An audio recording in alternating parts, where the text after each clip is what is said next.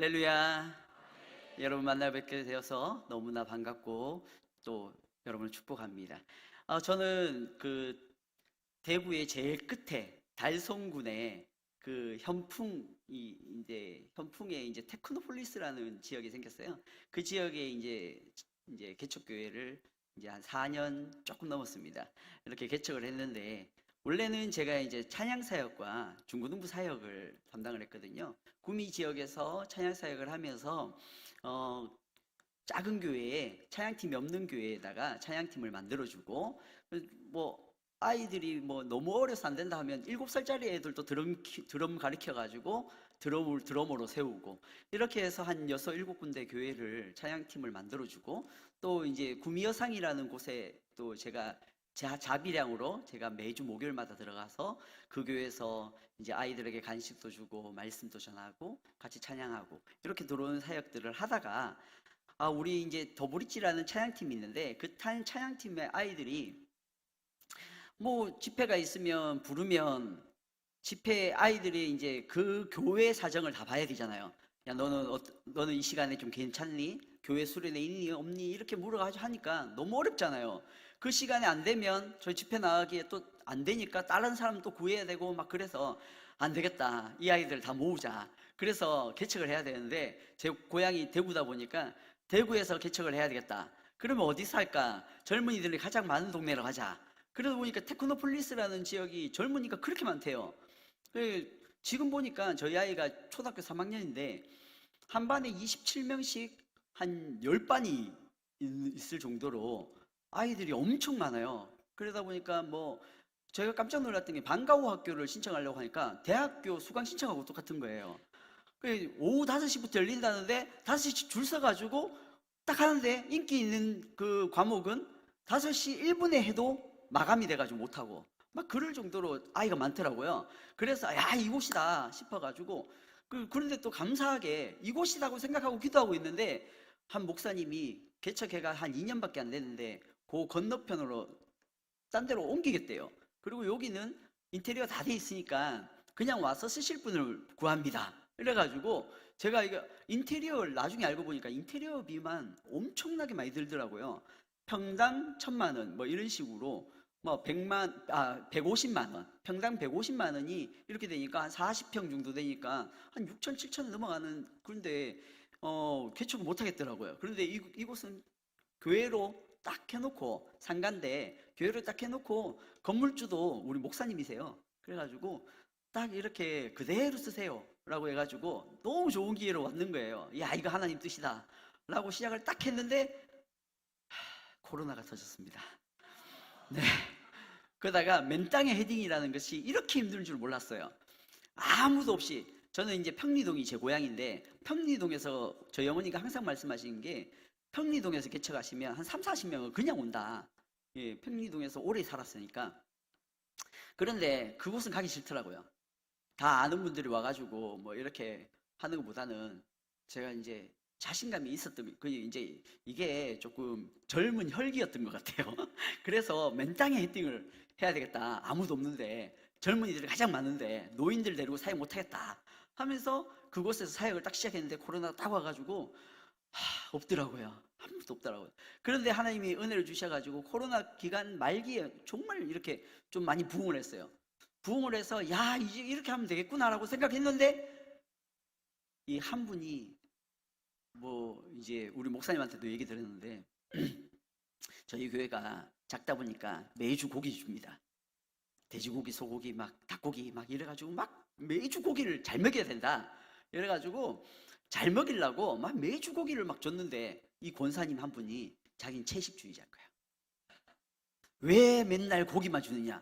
그래가지고 권사님을 위해서 채식을 좀 준비했어요. 그런데 자기가 중요한 게 아니고 다른 사람들이 고기를 먹으면 안 된다고, 이런 거 먹으면 빨리 죽는다고 그러면서 안 된다고 막 극하시는 거예요. 그런데 자기만 채식 먹으면 되잖아요. 그래서 저는 고기를 준비하고 채식도 준비했는데 마음에 안 든대요. 그래서 나가는데 혼자 안 나가고 야, 나도 나갔는데 니도 나가자 이렇게 막 전화를 하기 시작하더라고요. 그러더니 그 한 달 상간에 싹 다 나가버린 거야. 그래가지고 다시 시작을 했는데 아직까지 이제 회복이 안 돼요. 회복이 안 되는데 감사한 것은 하나님께서 저희 교회를 어렵지 않게 또 붙들어 주시고 물질에 어려움을 주시진 않아요. 한 달에 한 150만 원 정도의 돈이 나감에도 불구하고 사람이 없어도 저희 가정에서 벌어가 다 내주고 있으니까 저희는 뭐 교회가 있다는 것에 감사하고 이렇게 사역하고 있습니다. 그러는 와중에 이렇게 대상교회에서 불러주셔가지고 매번 이 앞을 맨날 지나갔거든요. 여기는 김옥일 목사님이 사역하시는 교회 하면서 김옥일 목사님하고 저하고는 학부 동기거든요. 예, 목사님 좀 나이가 더 들어 보이죠. 그런데 놀라운 것은 20살 때 모습이나 지금 모습이나 똑같은 것 같아요. 네. 그래서 너무 좋은 것 같아요. 그런데 요즘에 돼가지고 보니까 목사님이 굉장히 담임 목사님으로서 기품이 좀 있는 것 같고 저는 아직까지 철부지 어린애 같은 느낌. 아직까지 그걸 못 벗어나는 것 같아요. 한참 얼마 전에 동창회가 열렸는데 동창회에 제가 참석하지 않았는데 사진이 막 날라오더라고요. 제가 보면서 놀랬잖아요. 제 동기들이 이렇게 영감이더라고 이런 생각 들면서 안 나가길 잘했다라는 생각이 들었습니다. 그런데 하나님께서 저에게 또 이렇게 젊음을 주시고 또 찬양 사역할 수 있는 그런 또 은혜를 주시고 중고등부 사역을 할 수 있는 은혜를 주셔가지고 제가 이렇게 안 늙고 있는 것 같아요. 그런데 이제 몸은 자꾸 늙어가는 것 같아요. 눈도 안 보이고 다리도 아프고 막 그러는데 그래도 오늘 말씀으로 불러주셨으니까 우리가 같이 함께 은혜를 좀 나눴으면 좋겠고 또 이 시간이 최고의 시간이 좀 됐으면 좋겠습니다. 여러분 변화되는 거 되게 좋죠. 변화한다라는 게 좋거든요. 그래서 저도 좀 변하고 싶었어요. 너무 애 같은 느낌에서 좀 더 기품 있는 모습으로 변화되고 싶다. 그런데 기품 있는 모습으로 변하고 싶다고 흰머리 나오는 거 그대로 놔두고 막 그런다고 야 목사님 변했네요 막 이렇게 합니까?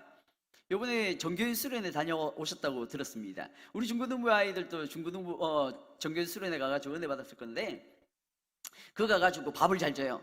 정교인 수련회 하면 중고등부 수련회는 달리 밥도 잘 주잖아요. 맛있게 잘 먹었어요. 그러다 보니까 윤기가 잘 흐르고 너무 많이 먹어 살이 쪘어요. 야 살쪄서 변화됐네 라고 얘기합니까? 아니죠. 변화라는 건 뭡니까? 모습이 그냥 이 겉모습이 달라졌다고 변화했다고 하지 않습니다.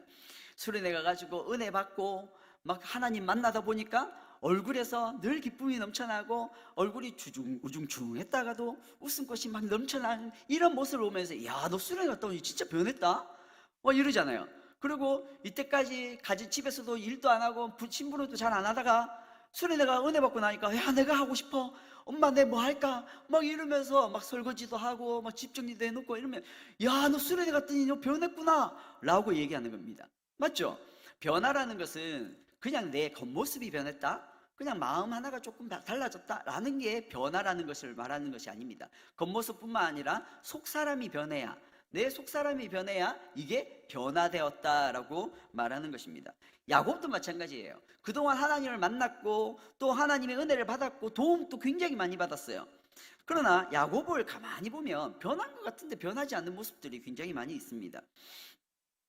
야곱은 아버지 집에 있을 때 형 에서를 속였습니다. 그래서 장자권을 뺏었죠. 그리고 장자권만 뺏은 게 아닙니다.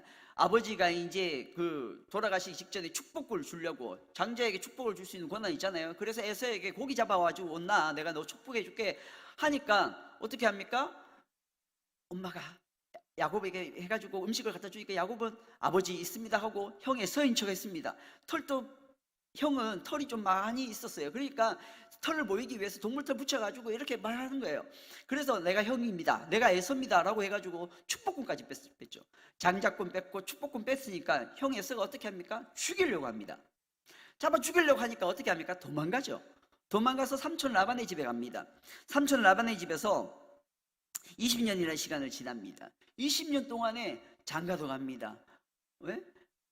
삼촌의 두 딸 라엘, 레아를 다 아내로 삼고 또 아이들도 많이 낳습니다. 그리고 또 거기에도 또 돈도 많이 벌게 됩니다. 그러고 나니까 뭐 어떻게 됩니까? 나는 집에 가서 사는 게 이제 집이 그리운 거예요. 고향 나가본 사람들은 알지만 나중에 어느 정도 딱 되고 나면 고향이 다시 그립잖아요. 다시 고향 가고 싶다. 저희 교회 성도님도 창녕에서 살다가 이제 부산에서 일을 막 했어요. 그런데 부산에서 일하다 보니까 고향이 그리운 거예요. 그래가지고 다시 아무것도 없어도 되니까 고향으로 가고 싶다 해서 창녕으로 갔어요. 창녕으로 다시 돌아온 거예요. 다시 돌아가고 싶은 게 그 사람 마음이잖아요. 그래서 야곱도 집으로 돌아가고 싶습니다. 그런데 누가 있습니까? 나를 잡아 죽이려는 에서가 있죠. 형 에서가 있잖아요. 그러니까 이걸 위해서 이 진짜 형하고 어떻게 해결하면 좋을까? 라고 해가지고 막 선물도 보냅니다. 그리고 자기는 안 죽으려고 자녀들도 보냅니다. 막 이래 보내가지고 결국은 어떻게 됩니까? 형 에서하고 회복을 합니다. 화해를 합니다. 너무 좋게 이제 좋아졌습니다. 그리고 이제 야곱은 세겜 땅이라는 곳에서 이제 정착합니다. 이제 됐구나. 이제 행복이 보이는구나 라고 생각을 합니다. 이게 내가 받은 축복이구나 라고 생각합니다. 그런데 그럼에도 불구하고 야곱은 불안해하죠. 계속해서 방황합니다. 여러분, 어떤 사람은 내가 참 중고등부 있을 때는 이렇게 하면 대학만 들어가면 내가 대학만 들어가면 잘 될 거야. 내 대학만 들어가면 하지만 대학 딱 들어가고 난 뒤에부터 방황하는 사람들이 얼마나 많이 있는지 모릅니다. 서울대학교 간다고 뭐 잘 돼요? 아니죠. 서울대학교 가서도 방황하는 자리도 못 잡고 이게 맞나 아니냐 하면서 방황하는 사람이 얼마나 많습니까? 그런데요, 대학을 들어가고 직장 들어가도 방황하는 사람들이 있습니다. 삼성전자 들어가면 잘 될 거라고 생각하지만 거기 들어가서도 방황해가지고 내가 이게 맞나? 내가 왜 이렇게 이거 들어오려고 내가 이렇게 고생했나 하면서 그때부터 방황하는 사람들이 엄청 많습니다. 그래서 이것을 그 꿈의 직장을 또 포기하고 다른 데 들어가는 사람, 다른 자기 꿈을 찾아가는 사람들도 많지 않습니까? 그래 방황합니다. 그러면 그게 끝나나요? 가정을 꾸립니다. 행복한 가정, 이제 아내를 맞이하고 남편을 맞이해서 또 자녀도 낳습니다. 그렇다고 자기 방황이 끝입니까? 아닙니다. 그때부터 또 방황하는 사람들이 있습니다. 계속해서 방황합니다. 왜요? 겉은 변했는데 내 이 속이 변하지 않았기 때문에 그런 거죠. 야곱은 분명히 하나님 만났어요. 하나님 주신 축복도 받았어요. 내가 너와 함께 하겠다는 그 축복도 받았단 말입니다. 그럼에도 불구하고 야곱은 방황합니다. 계속해서 세속적으로 생각합니다. 그런데 그 사건이 창세기 34장에서 일어나더라는 거죠. 하나뿐인 딸 디나가 강간을 당합니다. 무척이나 고통스러운 일이 일어납니다. 행복이 완전히 무너지는 순간이 일어나는 것이죠. 그러나 이런 일을 당한 야곱은요, 아버지로서 남자로서 속수무 책입니다. 아무것도 못합니다. 완전히 진정으로 변화되지 않았기 때문에 어떻게 해야 될지를 모르고 완전히 세상적으로만 생각합니다. 나 이제 죽었구나. 이거 뭐지? 막 이렇게 방황하기 시작하는 것이죠. 그런데 야곱이 이렇게 아버지가 이렇게 방황하니까 아직까지 은혜를 받지 못하고 아직까지 그 거듭나지 못했던 야곱의 아들들이 어떻게 합니까? 복수합니다. 그것도 굉장히 치졸하게 비겁하게 복수합니다. 어떻게 해요? 세겜의 추장의 아들이 정말로 이 디나를 사랑했거든요. 근데 그 방법이 잘못돼서 강간을 했단 말입니다. 그러니까 아들들이 찾아가지고 네가 우리 가족이 되고 싶고 디나를 아내로 맞이하고 싶으면 우리는 할례를 한다. 그러니까 너도 할례해라 라고 되는데 이렇게 말하는데 이 추장이 정말로 이 아들의 그 꿈을 이루어주고 싶어서 모든 부족이 다 할례를 합니다. 굉장히 적극적으로 받아들이는 것이죠. 그런데 이 야곱의 아들들은 어떻게 합니까? 할례를 하고 나면 1주에서 2주 정도 아무것도 못하지 않습니까? 그 틈을 타서 부족을 약탈하고 전멸을 시켜버리는 것이죠. 아주 잔인한 방법으로 그렇게 합니다. 그러니까 어떻게 됩니까? 이 부족의 다른 사람들이 이제 이 야곱의 가족들을 죽이려고 달려오는 것이죠. 그때 야곱은 뭐라고 생각합니까? 자기의 행복이 순식간에 깨졌고 너희들이 지금 어떻게 해서 나를 이렇게 만드느냐 하면서 아들들을 다그치죠. 완전히 두려움 속에서 사로잡힙니다. 이 말씀이 창세기 34장 30절에 있는데 우리 찾진 않았지만 34장 그 앞장이거든요. 한번 30절만 한번 읽어볼까요? 같이 34장 30절입니다.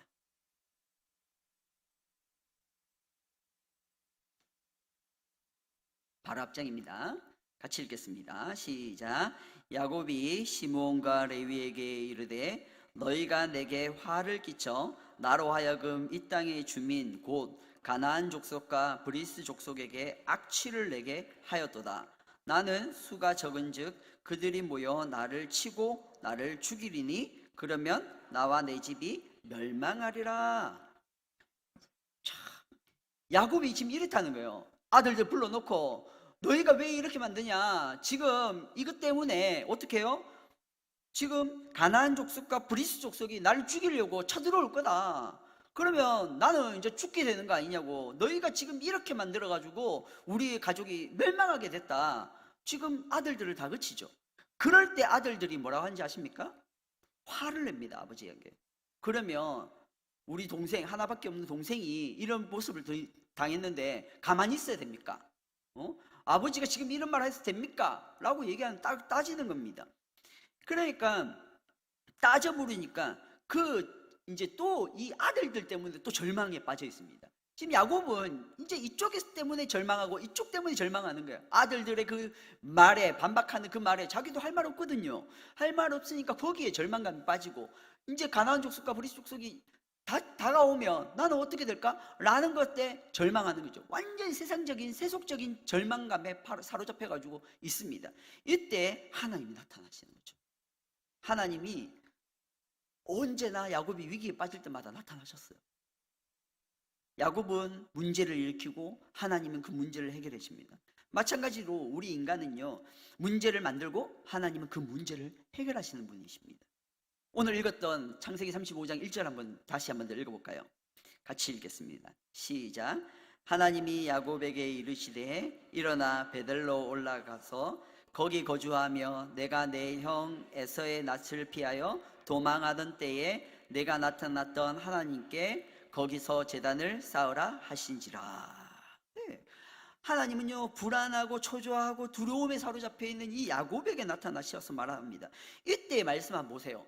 야곱에게 하나님이 혼내는 장면입니까? 어디를 봐서 이게 혼내는 장면입니까? 아니죠. 어떤 성경에서 보면요, 하나님은요, 잘못 냈는 사람들에게 하나님 막 혼을 내시며 야단치는 경우가 있습니다. 그런데 희한하게 야곱의 경우는 혼내는 경우가 없어요. 하나님 지금 이런 상황에서 네가 지금 이 상황에서 기도하고 내게 구해야지, 네가 이 두려움에 사로잡혀 있으면 되냐 하면서 이렇게 혼내는 것이 아닙니다. 그냥 하나님은 그냥 나타나셔가지고 내게 어떻게 해요?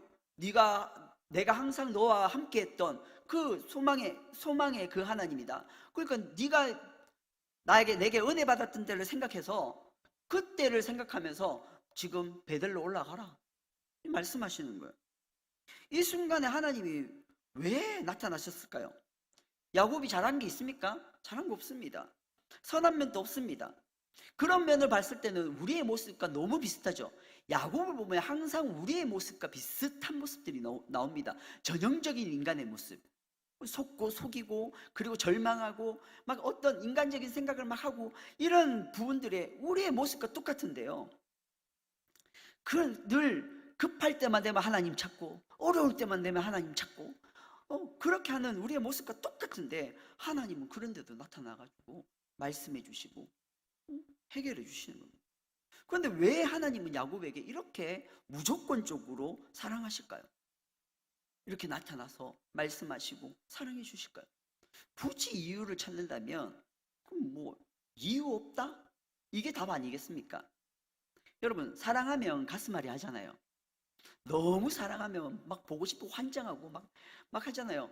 그 사람이 뭐 눈길 하나만 줘도 막 사주고 싶잖아요. 그런 거예요. 제가 연애할 때 저는 그런 걸 참 잘했던 것 같아요. 그러니까 집사람이 싹 지나가다가 요거 이쁘네 하면 저 그거 항상 기억하는 그래가지고 요거 사드리고, 저희 어머니도 지나가면서 요거 이쁜데 얼마 이렇게 하면 그러면 지나가잖아요. 그러면 저희 꼭 기억했다가 요거 어머니한테 사드리는 거. 그러니까 그런 걸 참 잘하는 것 같아요. 그런 기억력이 참 좋은 것 같아요.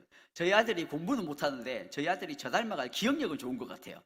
지 사주겠다 했던 거는 언제든지 안 잊어버리고 요거 사준다고 했잖아요. 이렇게 꼭 말해가지고 사드렸는데, 저는 반대로 그 눈길 하나 줬으면 그거 제가 꼭 사주는 버릇이 있어요. 그래가지고 기억했다가 사주는데, 사랑하면 사주고 싶어요. 내 돈이 얼마든지 들든지 내가 요거 사줘가지고 돈이 없더라도 내가 이거 사주고 싶은 거예요.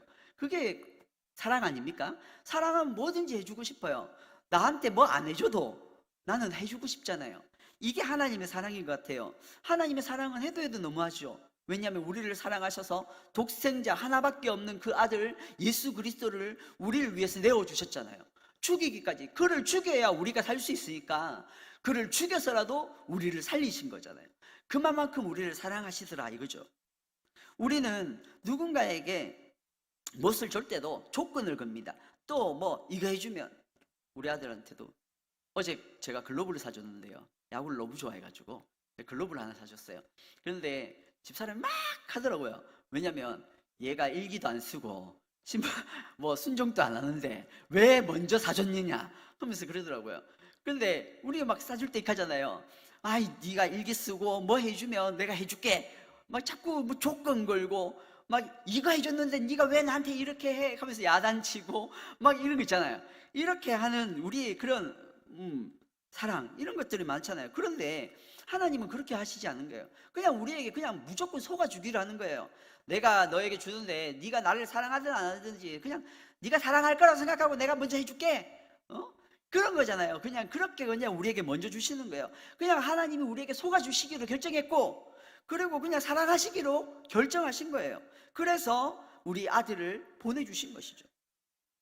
하나님께 사실은 나라는 존재는 중요하지 않은 존재일 수도 있어요. 그 많고 많은 사람들 중에 나라는 숫자는 뭐 별 볼 일 없을 수도 있잖아요.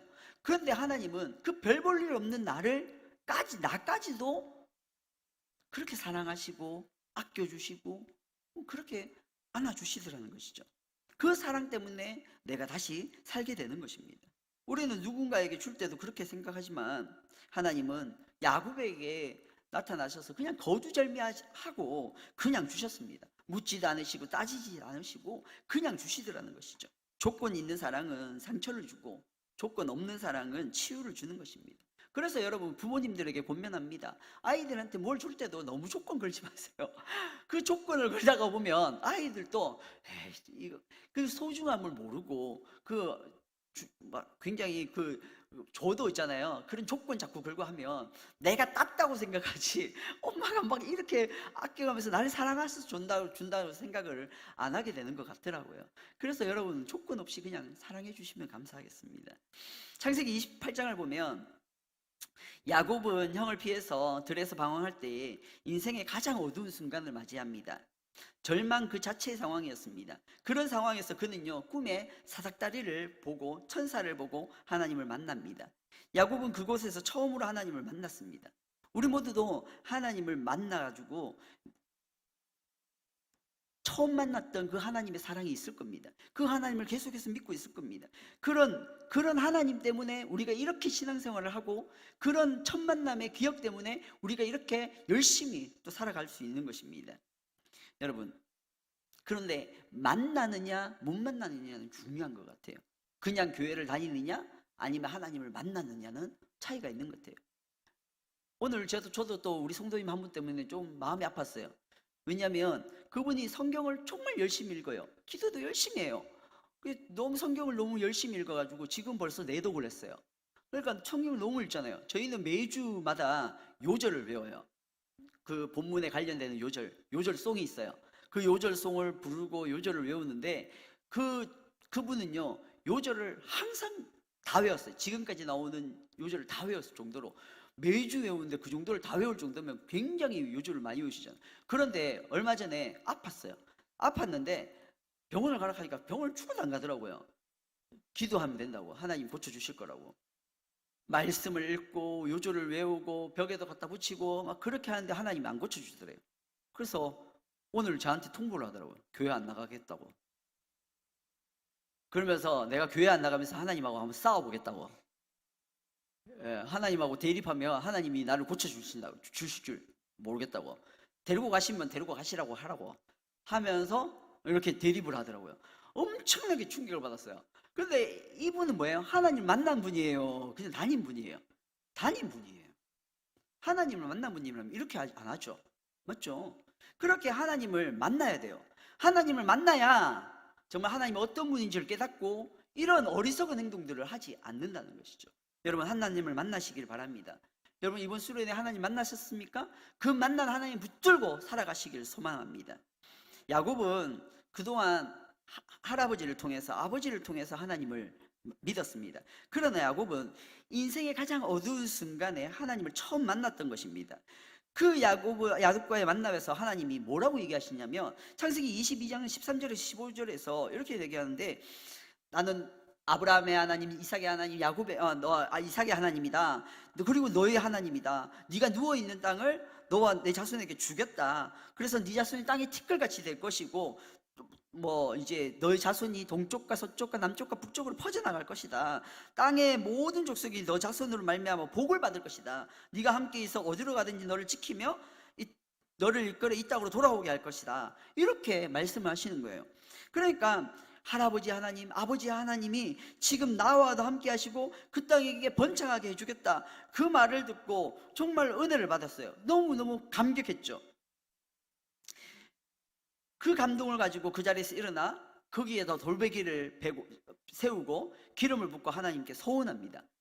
그러면서 하나님 앞에 약속을 하죠. 그 약속이 뭔지 아십니까? 첫 번째는 하나님 평생에 나의 하나님으로 삼겠습니다 라고 고백하는 거죠. 두 번째는 이곳을 하나님의 집으로 삼겠습니다 라는 것이고, 마지막은 내가 현재는 지금 빈손이지만 하나님 앞으로는 하나님 주신 모든 것에 11조를 드리겠습니다 라고 고백합니다. 여기에서 11조의 비밀이 나오게 된 것이죠. 이게 베델의 소원이었습니다. 이 베델의 소원. 여러분, 하나님의 약속을 붙잡으십시오. 그러면 하나님이 여러분이 정말 그 약속을 믿을 때 주신 그 하나님의 은혜, 축복, 약속, 그 약속들이 여러분들에게 부어지실 줄 믿습니다.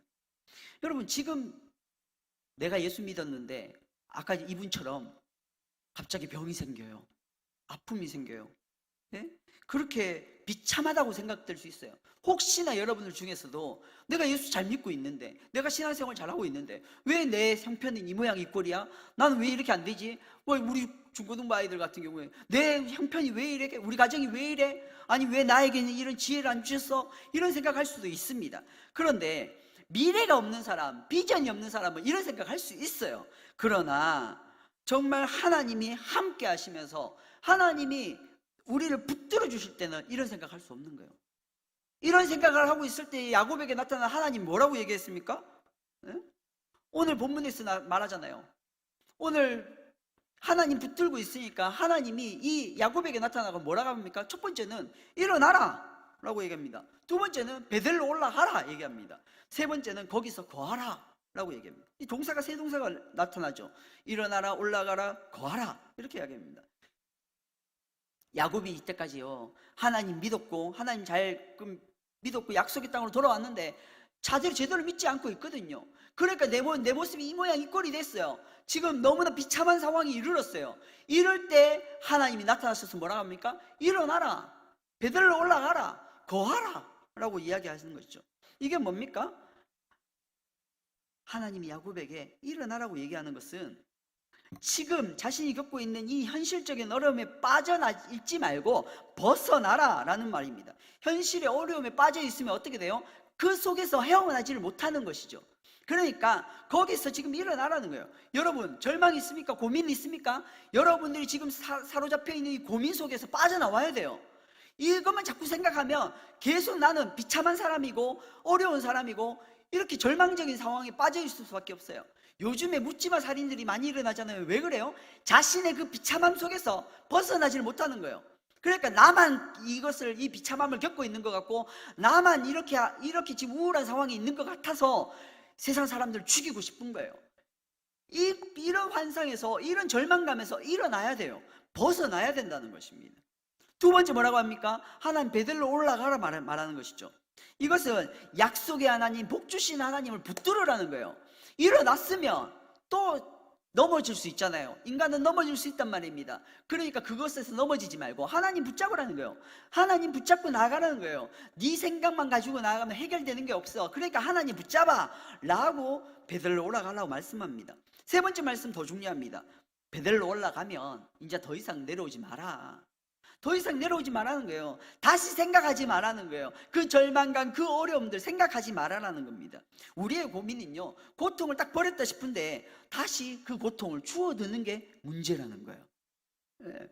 나 이제 교회 나오기 전에 절망감에 있다가 목사님 말씀 듣고, 야, 이제는 난 절망하지 말아야지, 감사해야지 하고 딱 나가는데 이 문 밖에 나가면 또 현실이 딱 부딪히니까 또 절망하기 시작하는 거예요. 우리의 문제죠. 우리의 모든 공통적인 문제입니다. 세상 가운데 있을 때는 쓰러지고 넘어지고 절망하고, 교회 나오면 힘을 받는 것 같은데 다시 또 세상으로 나가야 되니까 또 다시 절망하는데, 이게 문제라는 거예요. 그러니까 하나님 뭐라고 얘기합니까? 베들로 올라갔으면, 하나님 붙잡았으면 이제 더 이상 내려가지 마, 더 이상 절망하지 마, 하나님만 그냥 바라보고 있어, 그렇게 얘기하는 것입니다. 여러분, 우리는요 땅의 사람이 아닙니다. 하늘의 사람입니다. 믿으십니까? 우리 모두는 하나님의 사람이지만 땅에 살고 있어요. 그래, 비록 땅에 살지만 믿음과 희망을 붙들고 그 하나님이 주신 축복과 비전을 붙들고 전진해 나가야 돼요. 전진해 나갈 때 문제가 해결되는 것입니다. 그래야 과거와 현실의 그 어려움들 속에서 이겨나갈 수 있는 것입니다. 여러분의 싸워야 될 대상은요 정말로 그 사람들이 아닙니다. 여러분들이 바라봐야 될 곳은요 저 하늘에 있어요. 천국에 있다는 것입니다. 그리고 하나님은 또 다른 말을 덧붙이시면서 아주 중요한 말씀을 하십니다.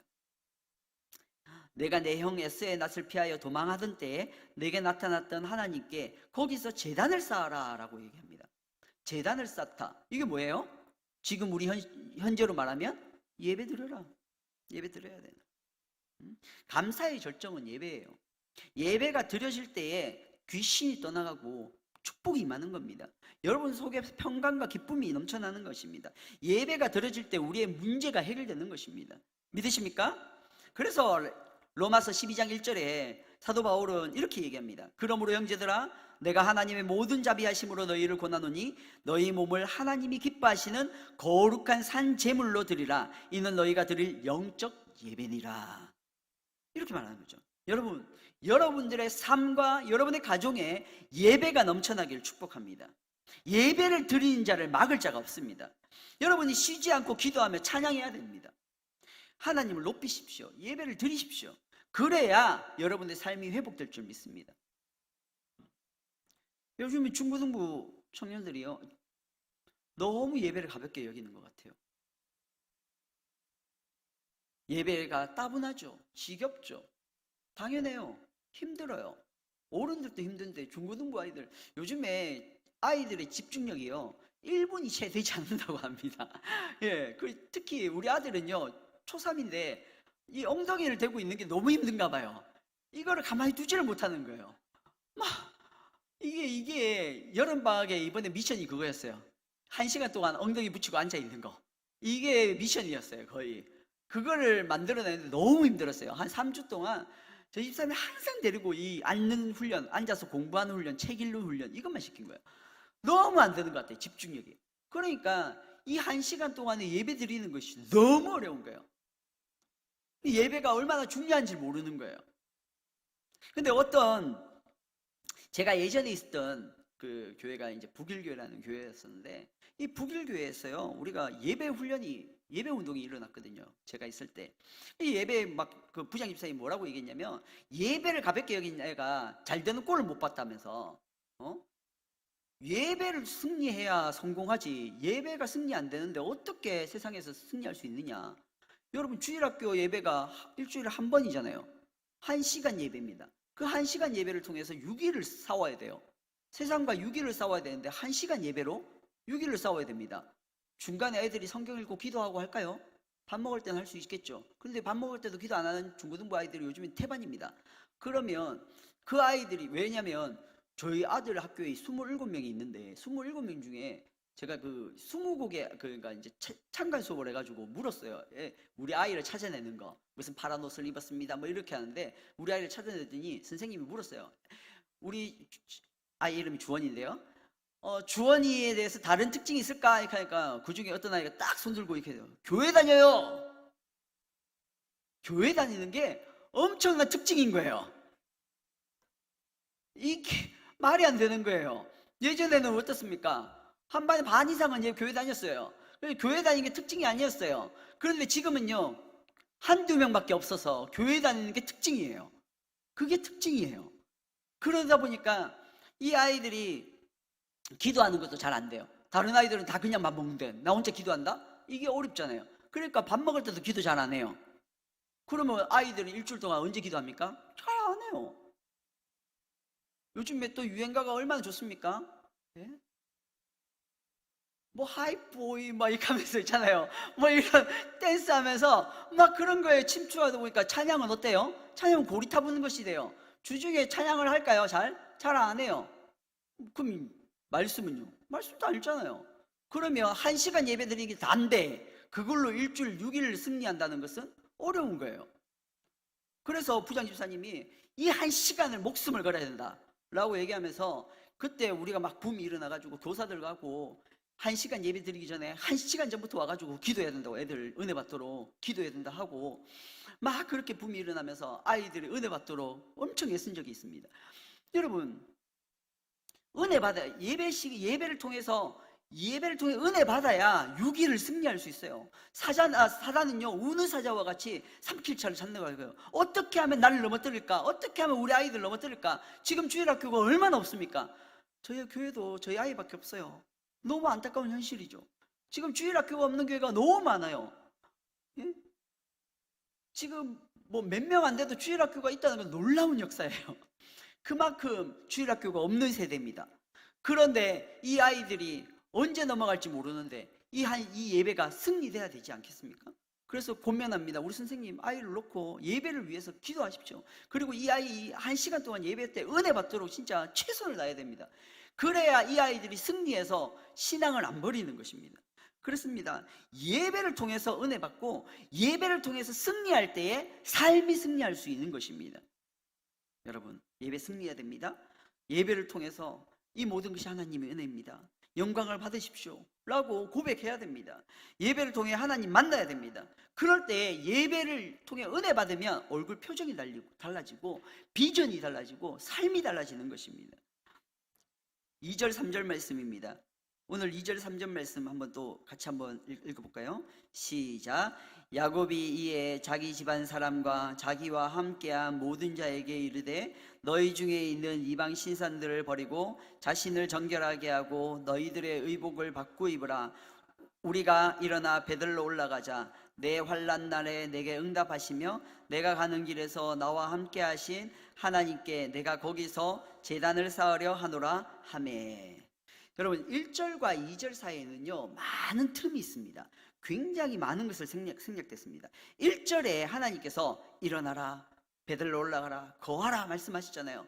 그리고 난 뒤에 그 2절에서는요 1절과 2절 사이에 이제 야곱이 변화가 됩니다. 눈이 띄어집니다. 하나님 말씀을 듣고 막 내 안에 깜깜했던 것이 열려지기 시작합니다. 그래, 이거지, 내가 왜 이렇게 하고 있었지? 라는 감정의 엄청난 변화들이 막 일어납니다. 그리고 내가 예전에 하나님께 베델에 그 소원을 하면서 약속을 했는데 내가 지금 이거 뭐 하는 거야?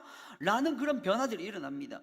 그는 이렇게 생각했을 것입니다. 우리가 절망하고 있는 것은 하나님의 약속과 믿음을 잃어버렸기 때문이다. 하나님 앞에 회복하면 다시 일어날 수 있다. 기적이 일어날 수 있다. 이런 것들을 체험했는 것입니다.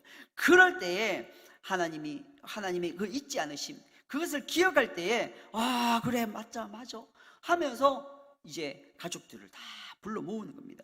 그러면서 어떻게 합니까? 그냥 하지 않았을 거예요.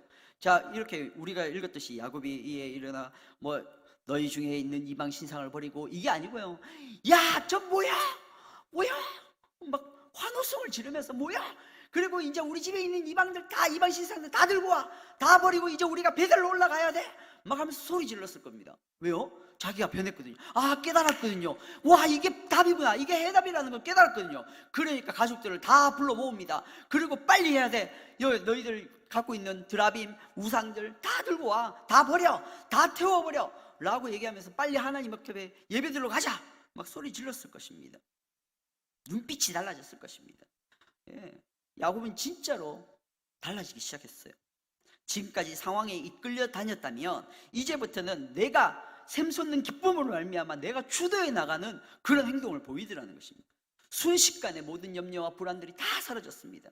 그리고 눈앞에 이제 새로운 비전과 새로운 세계가 나타난 겁니다. 마치 교회를 오래 다니면서 그냥 밍숭밍숭하게 다니다가 수련을 갔는데, 정교인 수련을 갔는데 은혜 받았어요. 와, 내가 이런 은혜를 모르고 살았구나. 하나님을 만났어요. 만나고부터 어때요? 찬양할 때도 기쁘고 막 박수치고 은혜 막 손들고 찬양. 제가 오늘 은혜 받았잖아요.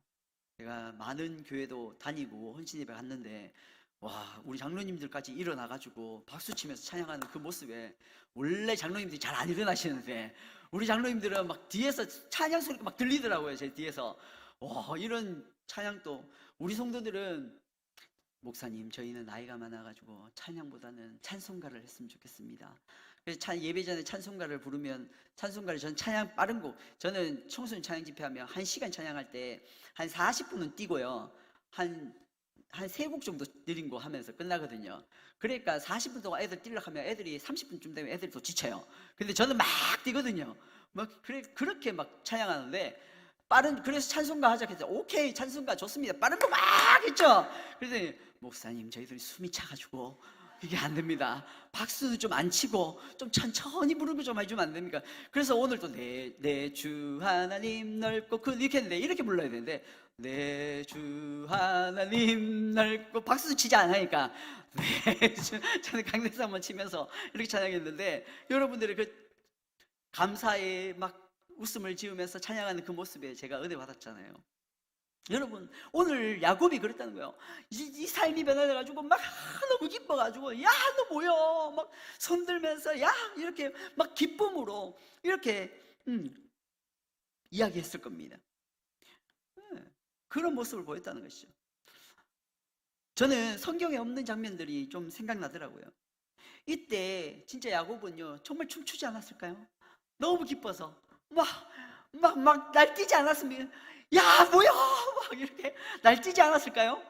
너무 여러분, 해답이 없다가 갑자기 해답이 딱 생겼을 때 그 기쁨 말로 할 수 없잖아요. 그때 막 소리도 막 지르고 춤도 추고 막 그런 사람들 있잖아요. 막 그런 모습이었을 겁니다. 자, 이제부터 이방신 버리고 정결하게 의복 받고 입자 선포합니다. 예.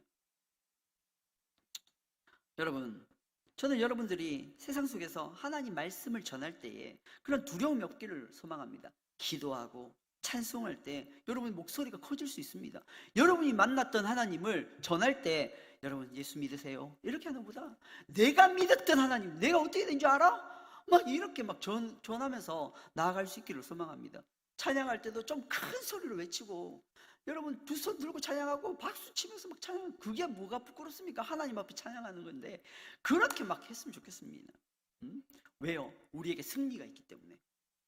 하나님을 예배할 때 우리에게 승리가 보장되어 있잖아요. 그 승리가 보장되어 있고 해답이 보장되어 있는데, 그 해답을 알고 난 뒤에 내가 가만히 있을 수 있겠습니까?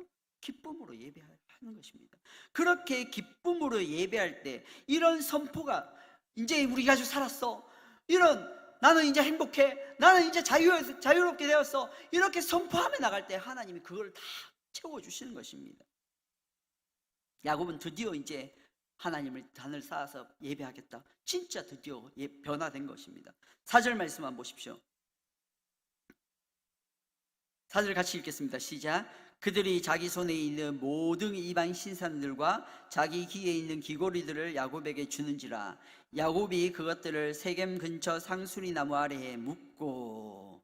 여러분, 여기에서요 놀라운 게 있습니다. 왜 놀랍냐면요, 야곱의 아들들이 그 세겜 족속을 전멸했을 때, 비열하게 살인했을 때에 그 야곱이 막 뭐라고 했잖아요. 그때 야곱의 아들들 어떻게 했습니까? 야곱에게 반발을 했습니다. 반항했습니다. 그런데요, 지금 야곱이요 일어나서 다 이방 신상들 다 들고 와, 다 가지고 와, 그리고 묻고 배를 올라가자 할 때 야곱의 아들들, 야곱의 자녀들이 어떻게 합니까? 순종합니다. 가족들이 다 순종합니다. 다 순종합니다. 예? 라헬이 아버지에게 훔쳐왔던 드라빈도, 모든 집에 있는 우상 숭배의 흔적들도 다 버립니다. 여러분, 그렇게 순종할 때 은혜가 일어나는 겁니다. 그런데 그 순종이 뭡니까? 우상들을 버리는 겁니다. 여러분 혹이라도 재미로라도 그런 우상숭배의 흔적들을 남기지 마시기 바랍니다. 타로, 요즘에 젊은이들은 그런 거 너무 많이 해요. 우상숭배죠. 점 보는 거 너무 가볍게 여깁니다. 네? 오늘의 운세 너무 가볍게 보잖아요. 그런 것들이 우상숭배 아닙니까? 그런 흔적들도 지워버려야 됩니다. 그건 하나님이 싫어하는 거예요. 하나님이 싫어하는 것을 끊어버려야 돼요. 하나님을 예배한다는 것은 하나님만 예배하는 거잖아요. 우리가 하늘에 있는 신들을 전부 다 섬기는 겁니까? 아니요. 하나님만 섬기는 거잖아요. 그 하나님만 섬겨야 됩니다. 그럴 때에 포기할 거 포기하고 내려놓고 과감히 끊어버릴 거 끊어버릴 때에 하나님의 은혜가 임하는 것입니다. 자, 그러니까 어떻게 됩니까? 5절 말씀입니다. 결론이죠. 결론 한번 같이 읽어볼까요? 시작.